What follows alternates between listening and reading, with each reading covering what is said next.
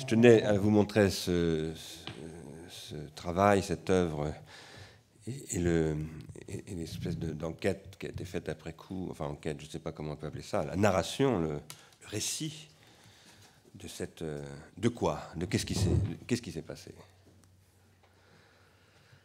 Dans un nano-territoire, on peut l'appeler comme ça, parce que 23 habitants, c'est plus de la micro-politique, c'est de la nano-politique. 23 habitants, c'est moins que le cercle familial d'une personne. Il s'est produit un processus de transindividuation, une transformation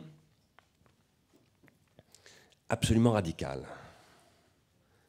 C'est-à-dire qu'on voit que, bon, on voit bien que le maire a une certaine culture, etc., même si c'est quelqu'un du coin, hein, c'est pas du tout un bobo parisien qui est venu, comme certains s'installent à Cluny en entrant au conseil municipal, mais c'est vraiment un bourguignon de 30 km, 30 km de Dijon, etc. Bon, il y a un certain nombre de personnes qui sont des agriculteurs.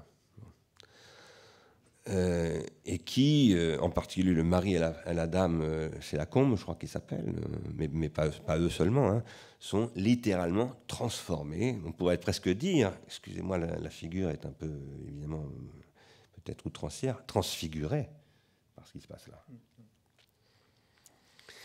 C'est ce que j'appelle un processus de transindividuation.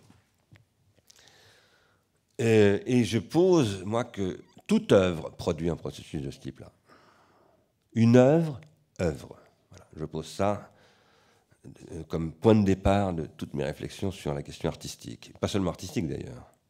Spirituelle, disons, des œuvres de l'esprit, au sens où il y a des choses de l'esprit, des œuvres de l'esprit, au Centre Pompidou, à la bibliothèque, comme au musée. Mais cette œuvre n'œuvre que pour autant qu'elle conduit à une émotion, c'est-à-dire à une motion voulant dire, par exemple, on fait une motion, on prend une position, on prend une décision, à une motricité, à une mobilité, à un mouvement social. Une œuvre n'œuvre que si elle produit du mouvement social. L'autre fois, nous nous sommes vus avec Philippe Mouillon la semaine dernière, ailleurs qu'ici, nous étions à l'abbaye de Noirlac. Il avait fait une citation de Nietzsche, que je n'arrive pas à retrouver là, mais tu nous la liras tout à l'heure. L'artiste aborde avec joie les défis de l'époque, a écrit Nietzsche. L'artiste aborde avec joie les défis de l'époque.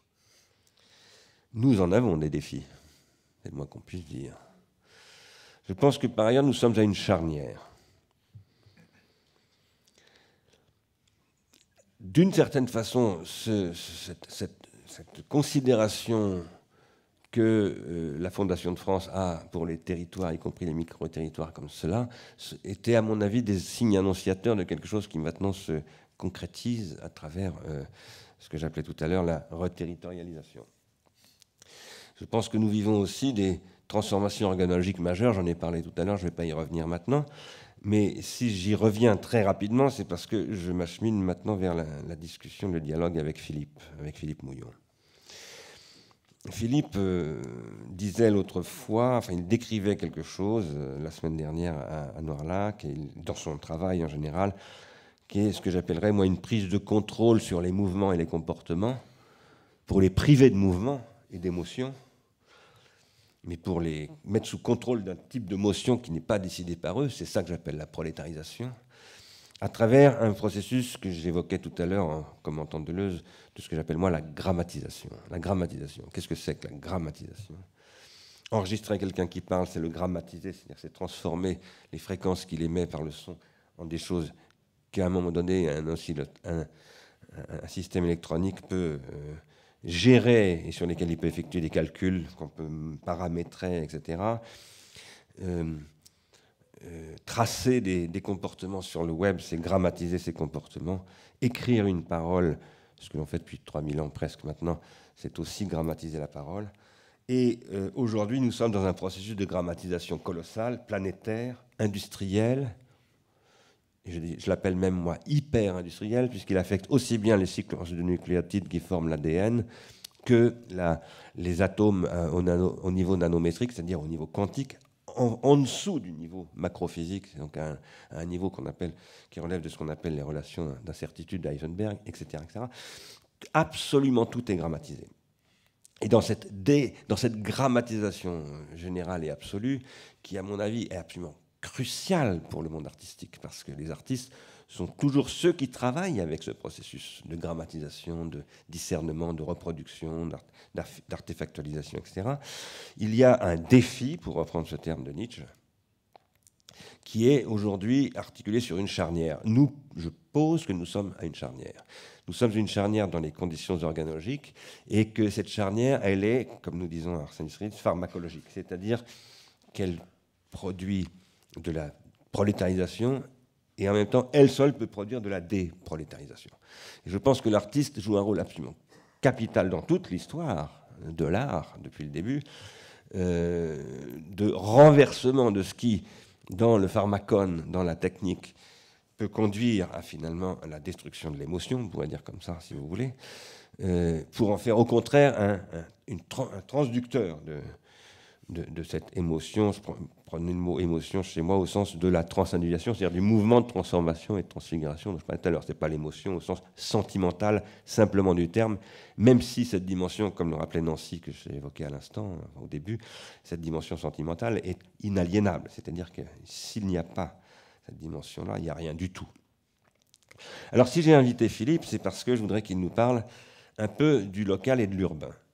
Philippe est un artiste de Grenoble, qui a fait beaucoup de choses à Grenoble, qui travaille dans toutes sortes d'autres lieux que Grenoble, bien entendu, mais je pense quand même qu'on peut dire que tu es un Grenoblois, que je ne sais pas comment tu vois ton ancrage ou pas dans cette ville de Grenoble, mais j'aimerais bien que tu nous en parles. Et il est localisé, en tout cas, à Grenoble. Il travaille en milieu urbain. Je crois, moi, que, vous voyez, ce qu'on a vu là avec ses habitants, c'est de l'urbanité de très très haute tenue. Mais c'est une urbanité hors de la ville. À la Villa Médicis, on dirait hors les murs. Bon.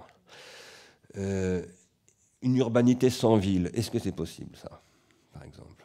C'est une question qui m'occupe personnellement beaucoup, puisque maintenant je vis dans un village, non pas de 23 habitants, mais de 400 habitants. La ville, son imaginaire, ses processus de transindividuation et de symbolisation, eh bien, Philippe a travaillé dessus il y a fort longtemps, à travers une question de nom de rue, peut-être que tu en parleras tout à l'heure, et peut-être que tu nous diras comment cette transindividuation qui est passée avec les noms. Et si j'en parle, c'est parce que là aussi, vous l'avez peut-être vu, on a passé sur ce film trop vite, essayez de le revoir si vous voulez bien. Vous avez vu que dans ce film-là qu'on vient de voir, la digue qui a été faite par Rémy Tsauk, il y a des noms qui sont inscrits dessus, un peu comme dans des rues. Hein. Bon. Et que ces noms ont été l'objet d'un travail entre l'artiste, le conseil municipal et les habitants eux-mêmes, qui sont à peu près le conseil municipal d'ailleurs. Bon. Mais c'est très intéressant. Ça, c'est vraiment un processus de transindividuation qui se produit à travers l'écriture et au-delà de l'écriture. Voilà les questions que je voulais un petit peu te poser, Philippe. Ce ne sont pas vraiment des questions, ce sont des pistes que j'ouvre.